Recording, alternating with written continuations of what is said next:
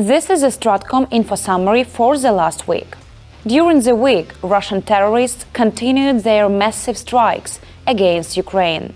On Wednesday night, Russia targeted energy and gas transmission infrastructure in 6 regions.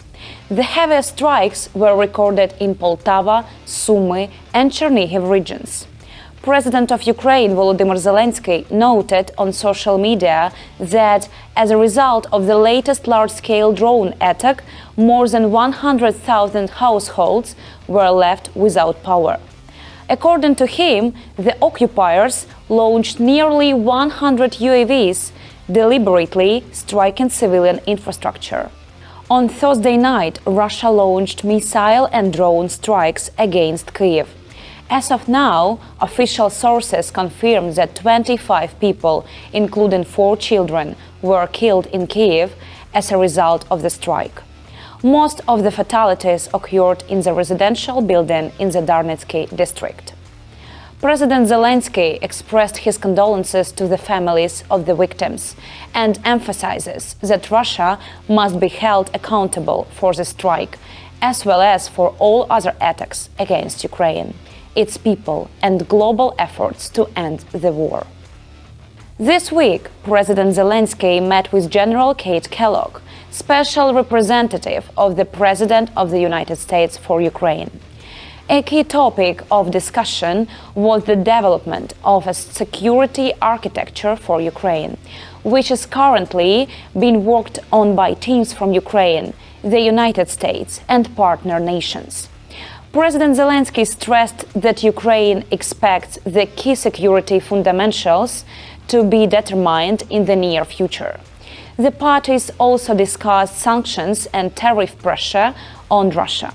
The strengthening of air defense was a central topic during President Zelenskyy's meeting with Vice Chancellor and Minister of Finance of Germany, Lars Kleinbeil. The President noted ongoing work on the procurement of 2 additional Patriot systems, as well as the delivery of additional German-made Iris-T air defense systems. During his meeting with Prime Minister of Norway, Jonas Gahr Støre, President Zelenskyy discussed strengthening air defense, joint drone production, and the return of children abducted by Russia. He thanked Norway for the supply of NASAMS systems and expressed hope for their joint production with Norway. Meanwhile, the US Department of State approved a possible sale to Ukraine of air-launched munitions and related equipment worth more than $800 million. According to the Department of State, Ukraine will receive more than 3,000 ERAM missiles and the same number of navigation modules. Funding will come from Denmark, the Netherlands, Norway, and the United States. ERAM is a hybrid of the guided aerial bomb and a cruise missile with a range exceeding 400 kilometers. The armed forces of Ukraine are currently focusing their main efforts on the Pokrovsk, Dobropilya, Novopavlivka, Kupiansk, and Zaporizhzhia sectors. This was reported by Commander-in-Chief of the Armed Forces of Ukraine, Oleksandr Syrskyi, during a meeting held this week by Supreme Commander-in-Chief, President Volodymyr Zelenskyy. The meeting addressed the need for additional support to units in these and other critical sectors, the formation of reserves, and cooperation with partners on security guarantees for Ukraine, according to the official reports.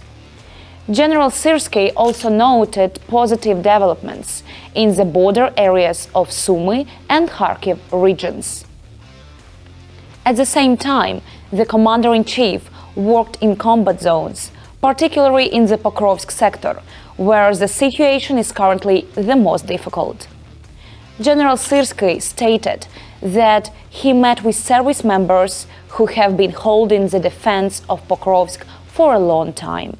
The situation remains complicated, as the enemy has concentrated its main efforts in this sector.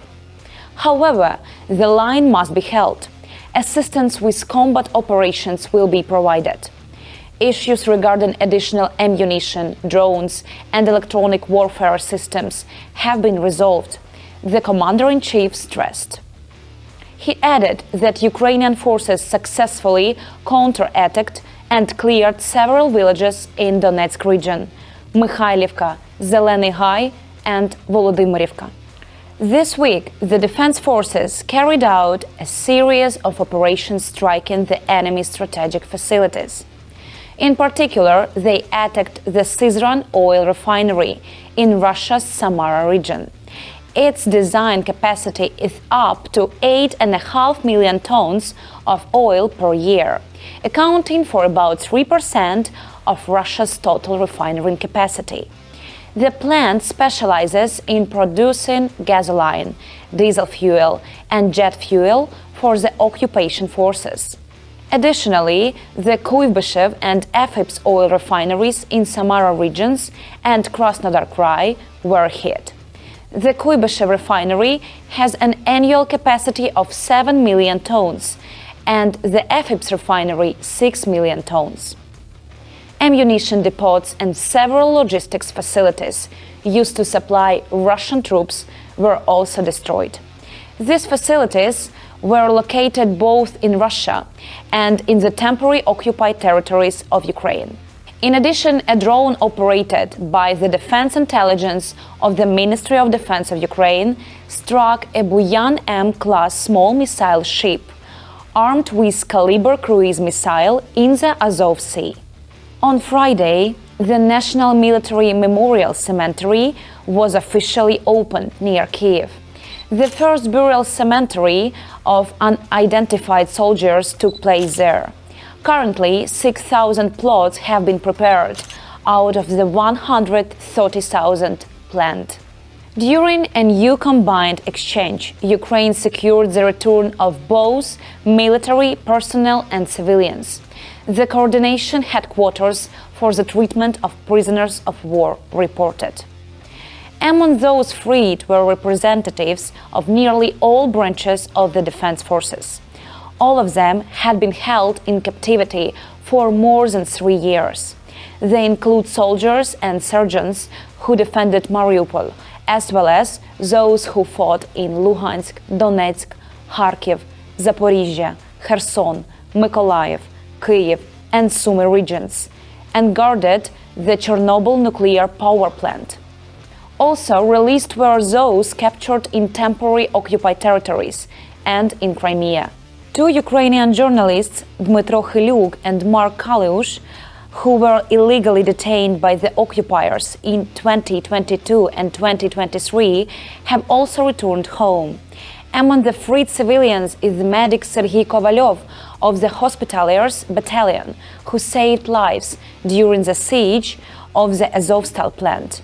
Returning home as well is former Major of Kherson Volodymyr Mykolayenko, who refused to collaborate with the occupiers. We Will Prevail, produced by the main communications directorate of the Armed Forces of Ukraine.